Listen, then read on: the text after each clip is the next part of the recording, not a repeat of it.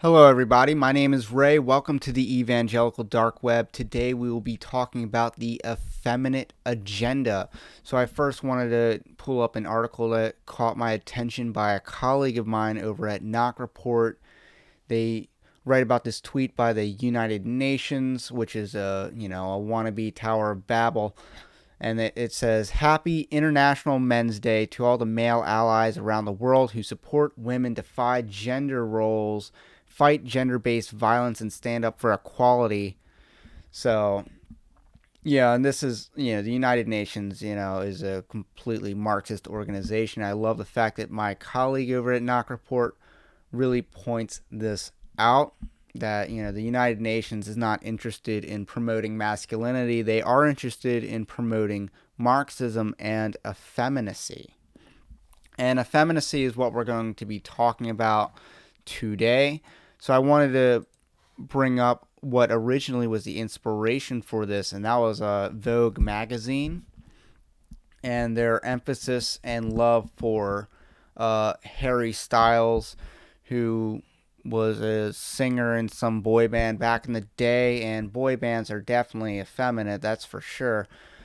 And, unless you're like as talented as Justin Timberlake, you don't really break out of that, I guess. So what Vogue magazine was doing was they're trying to promote the idea that men should be wearing women's clothes, and I'm not talking about how the Scottish wore kilts, because that's not a woman's clothes. Women didn't, they it was very distinct in Scottish culture that the kilts that men wore were for men. Like, that was very distinct in Scottish culture. Like, that wasn't a woman's garment. Same thing with the whole togas in Greece. Men and women had distinct clothing in ancient Greece. The clothes that Jesus wore were distinctly for men, the robes and stuff like that. So the argument that clothing items that we attribute as masculine or feminine in contemporary America or somehow translate to other cultures is kind of wrong. We have to determine the gender roles in clothing by how those cultures do to make a valid comparison. So, with that said, Vogue magazine, which is always a bastion of just promoting cultural rock gut. They love themselves some transgenderism. They love themselves some homosexuality.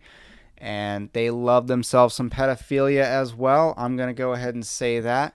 So what we see here is that Vogue magazine is trying to promote the idea of men wearing women's clothes for the specific purpose of them wearing women's clothes. For they're not trying to they're trying to terraform our culture into becoming more effeminate. So I just wanted to talk about what the Bible says about this issue of effeminacy and how effeminacy is actually wrong and sinful. So if we look up 1 Corinthians 6:9, the word effeminacy is used in the same verse as homosexuality and sexual immorality, to say that these people who are committing such things will not inherit the kingdom of heaven, but such were some of you.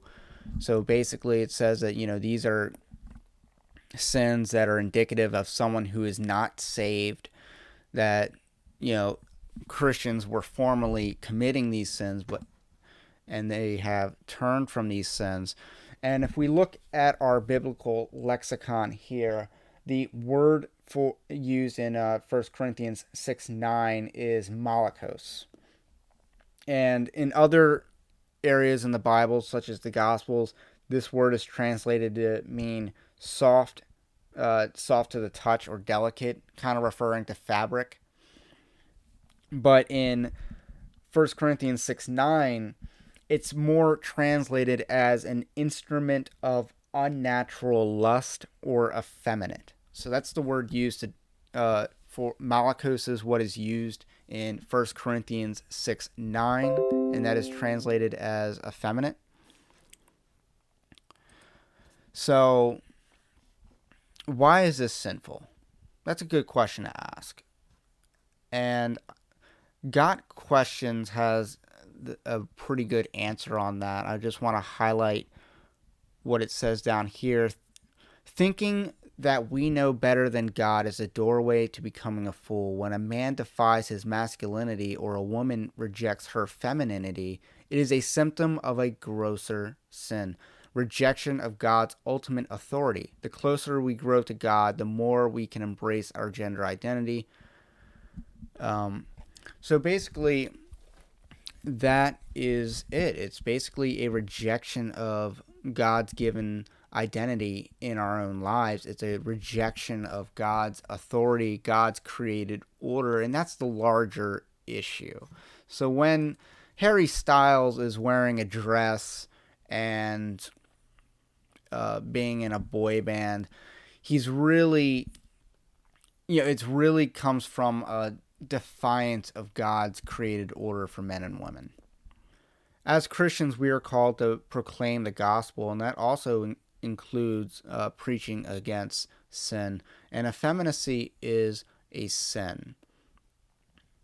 And as Christians, we have to stand up for God's created order. We have to live out God's created order.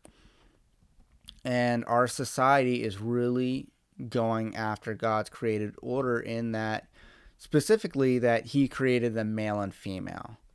And I did a video recently on how there is an agenda to remove the femininity of women, young girls specifically, I believe, are being targeted in that way.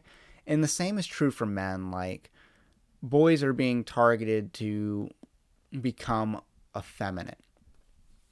And that's not good for our society. That's certainly not good for our souls. And as Christians, we need to live a life that aligns with God's authority. And I'm going to leave with that note. If you like this content, do subscribe. They say it helps, and I want to figure out if that's true or not. And I will catch you on the next one.